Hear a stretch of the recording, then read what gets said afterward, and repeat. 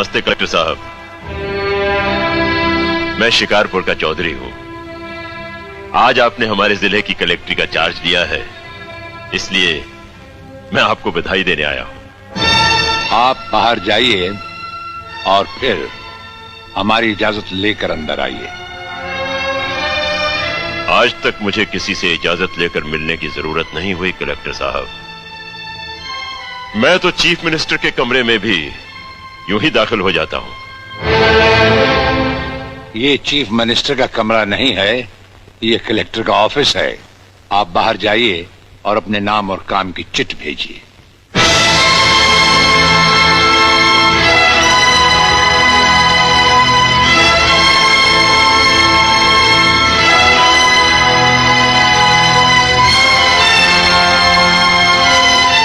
अंदर भेजो।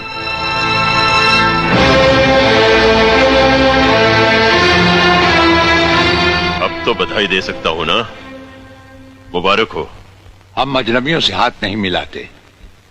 दिल मिलता है तो हाथ मिलाना अच्छा लगता है। और मुझे खड़े रहकर बात करना अच्छा नहीं लगता कलेक्टर साहब। मेहमान को अगर बैठने के लिए नहीं कहा गया तो मैं खुद बैठ जाता हूं। यहां हम उन लोगों को बिठाते हैं जो बुलाए जाते हैं। जो सिर्फ सलाम करने आते हैं उन्हें वहां बिठाया जाता है। मेरा नाम गंगाधर चौधरी है। और हमारा नाम राजपाल चौहान है। मैं यहाँ के मशहूर चौधरी खानदान से ताल्लुक रखता हूँ। और हमारा खानदानी सिलसिला अजमेर के मशहूर पृथ्वीराज चौहान से मिलता है। मैं शिकारपुर का सबसे बड़ा जमींदार हूँ। राजस्थान में हमारी भी जमीनात हैं और तुम्हारी हैसियत के जमींदार हर सुबह हमें सलाम करने हमारी हवेली पर आते रहते हैं। कलेक्टर साहब, आप जैसे बहुत से कलेक्टर यहाँ आए भी और चले भी गए। मेरा मतलब है कि समझ गए हम तुम्हारा मतलब। हाँ, हम वो कलेक्टर नहीं जिनका फूंक मारकर तबादला किया जा सकता है। कलेक्टरी तो हम शौक से करते हैं, रोजी रोटी के लिए नहीं। दिल्ली तक बात मशहूर है कि राजपाल चौहान के हाथ में तंबाकू का पाइप और जेब में इस्तीफा रहता है। जिस रोज हम इस कुर्सी पर बैठकर इंसाफ नहीं कर सकेंगे, उस रोज हम इस कुर्सी को छोड़ देंगे। समझ गए चौधरी? अच्छी इज्जत की है तुमने मेरी नौकरों के सामने। नौकर पालना है तो मालिक बनना सीखो। जमींदारी करनी है तो जमींदारों से दिल पैदा करो। गरीब और मजदूर से लड़ने वाला ना मालिक होता है और ना ही जमींदार। इस दफ्तर में हमारा पहला दिन है, इसलिए हम तुम्हारे गुनाहों का हिसाब आज नहीं फिर कभी मांगेंगे। रामू। जी हुजूर। अब तुम लोग चौधरी साहब के साथ शिकारपुर लौट जाओ। अब तो जमींदार जी हमको जीने नहीं देंगे हुजूर। अब तुम्हें कुछ नहीं होगा। चौधरी साहब जान चुके हैं कि हम कलेक्टर ही नहीं कुछ और भी हैं। वैसे इस दफ्तर के ही नहीं, हमारे घर के दरवाजे भी तुम्हारे लिए हमेशा खुले रहेंगे। चौधरी साहब इन्हें अपने साथ शिकारपुर ले जाइए। मुझे तुम्हारी नसीहत याद रहेगी कलेक्टर साहब। चौधरी, नसीहत ही नहीं, ये मुलाकात भी याद रखना। जरूर।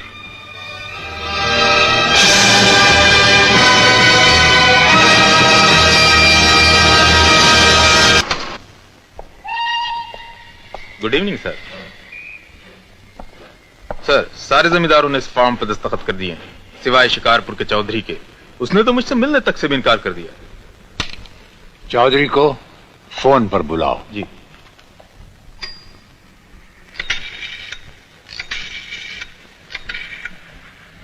हेलो चौधरी साहब।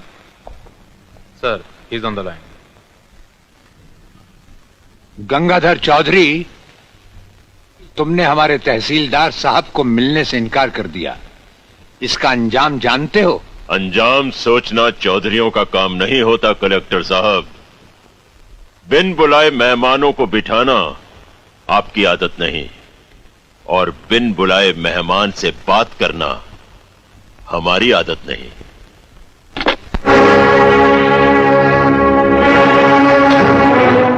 चलो हमारे साथ। क्या मतलब है आपका कलेक्टर साहब? चौधरी साहब, ये जोर दिखाकर आप हुकूमत के इरादे नहीं बदल सकते। बात तो साफ है, जमींदारों ने जमींदारी निभा ना पाई, इसलिए सरकार ने एक स्कीम बनाई है जिसके अनुसार जमीन का असली मालिक किसान होगा। यानी हर जमींदार के लिए हद कायम की गई है और आपके लिए सिर्फ 15 एकड़ जमीन रह जाएगी। और मेरी बाकी जमीन? वो तो सरकार ले लेगी और आपके गांव के उन किसानों में बांट देगी जिनके पास कोई जमीन नहीं है। वाह, बाप का राज है क्या? आप समझते हैं इस तरह हिंदुस्तान से गरीबी दूर हो जाएगी? किसानों के घरों में घी के चिराग जलेंगे? घी के चिराग नहीं जलेंगे तो कम से कम गरीब किसान इंसान की तरह जी तो सकेगा, जानवर की तरह नहीं। खेती बाड़ी करना कोई बच्चों का खेल नहीं है कलेक्टर साहब। लाख यत्न करने के बाद कहीं गल्ला बाजार में आता है? इस तरह जमीन के टुकड़े टुकड़े करके आप मुट्ठी भर भी ज्यादा अनाज पैदा नहीं कर पाएंगे। जाइए, जाकर अपनी सरकार से कहिए कि गरीब का मुकद्दर उस पर रहम करने से नहीं बल्कि उसमें जिम्मेदारी पैदा करने से बदला जाता है। हम तुम्हारी राय लेने नहीं आए चौधरी, हम इस फार्म पर दस्तखत लेने आए हैं। आओ करो। मैंने आज तक किसी कागज पर दस्तखत नहीं किए सिवाय चेक के। बहैसियत कलेक्टर हम तुम्हें हुक्म देते हैं। मैं तुम्हारे मातहत कोई कारिंदा नहीं हूं जो तुम्हारे हुक्म की तामील करूं। तुम ये सारा इलाका जिसमें तुम सांस लेते हो हमारे मातहत है। आओ दस्तखत करो।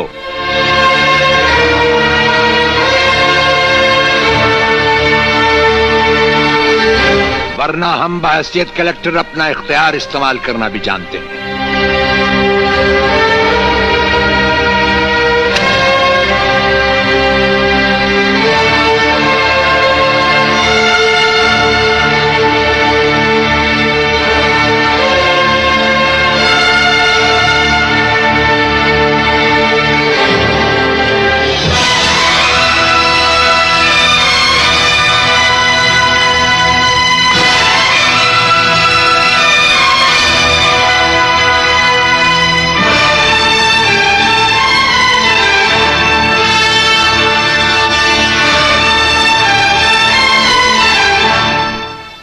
सरकार ने बड़े बड़े जमींदारों के साथ कई रियायतें की, इसलिए कि वो जमींदार लोग किसानों की मेहनत का फल दें, उन्हें अच्छी मजदूरी दें, अच्छी जिंदगी दें।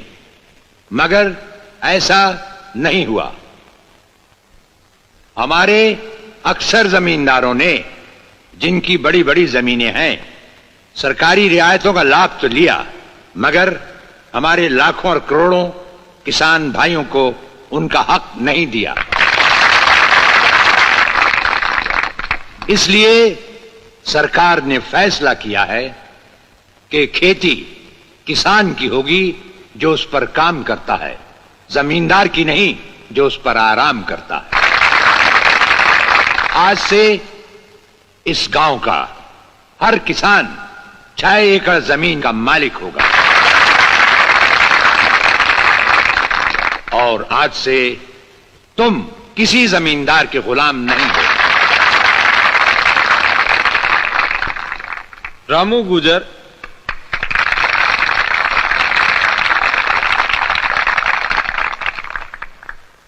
नेकी राम,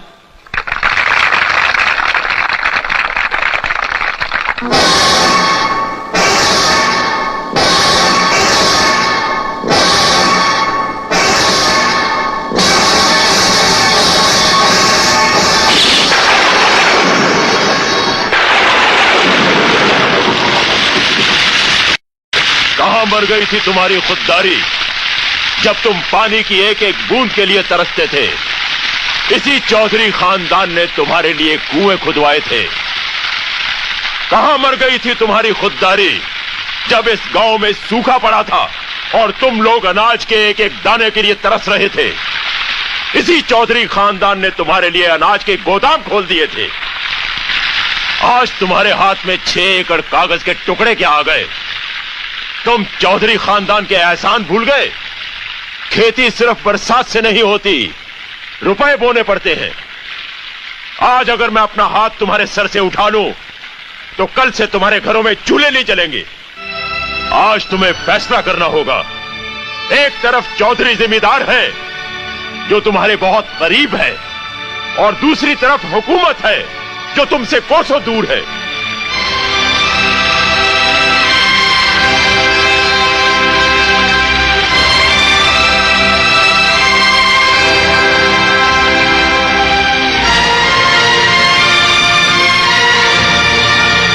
तू भी जा। नहीं। रामू, तू भी जाना। नहीं। अरे जा। नहीं माँ। ला। माँ।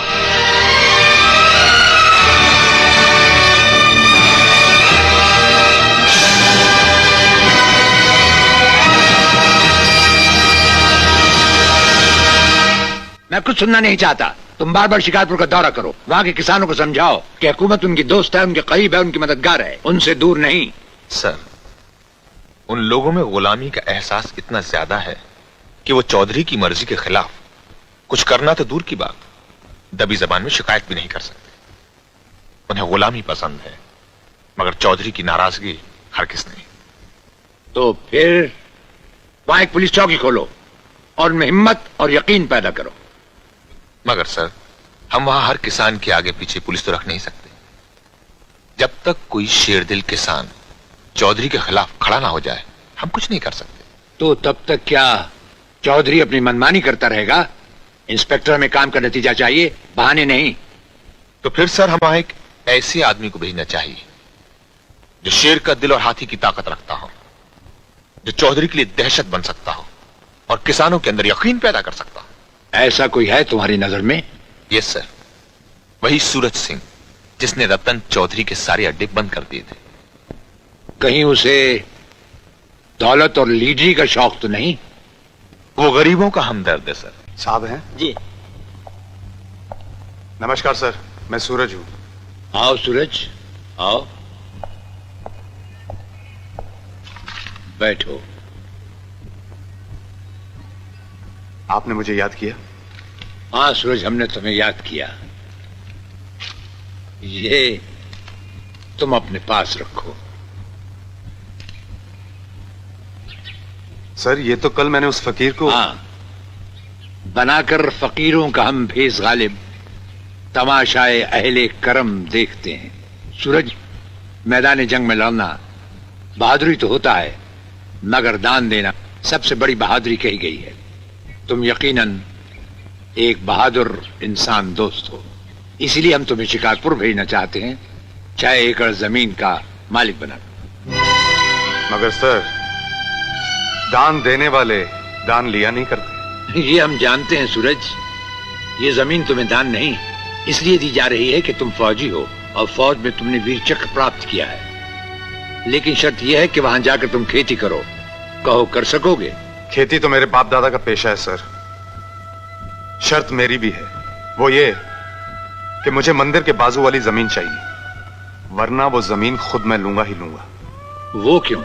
क्योंकि वो जमीन वहां के चौधरी जमींदार की थी ही नहीं। मगर वो जमीन तो चौधरी के नाम ही है। यही तो रोना है इस देश का सर, सच्चे का मुंह काला और झूठे का बोलबाला।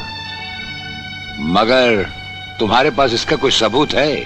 सबूत तो मेरे पास ये भी नहीं कि मैं वीर सिंह का बेटा हूं। सर, कानून तो हमेशा गरीबों से ही सबूत मांगता है। कानून तो मजबूर और मजलूम की हिफाजत के लिए ही बनाया जाता है, अमीर या गरीब के लिए नहीं। पर कानून पर कब्जा हमेशा अमीर का ही रहा है। वो हमेशा अमीर के हाथ की लाठी बना है तो गरीब के हाथ की हथकड़ी। इसलिए गरीब करे तो क्या करे, वो या तो अमीर के हाथ की लाठी छीन लेगा या तो उसके खिलाफ सड़क पर पड़ा पत्थर उठा लेगा, क्योंकि उसके सामने सिर्फ 2 ही रास्ते हैं, मरो या मारो। और मैं मरने वालों में से नहीं हूं। सूरज, हर गरीब अमीर से नफरत तो करता है, मगर अजीब बात यह भी है कि हर गरीब अमीर बनना भी तो चाहता है। दुनिया का यही दस्तूर चला आया है सूरज। लेकिन तुम नफरत को मेहनत में बदल दो और हम तुम्हें तुम्हारी मुंह मांगी जमीन देंगे और साथ में कानूनी मदद भी। याद रहे, वो चौधरी तुम्हारे रास्ते की रुकावट भी बन सकता है। ये सच है और ये भी सच है कि आवारा बादल सूरज का रास्ता कभी नहीं रोक सका। हम यही सुनना चाहते थे।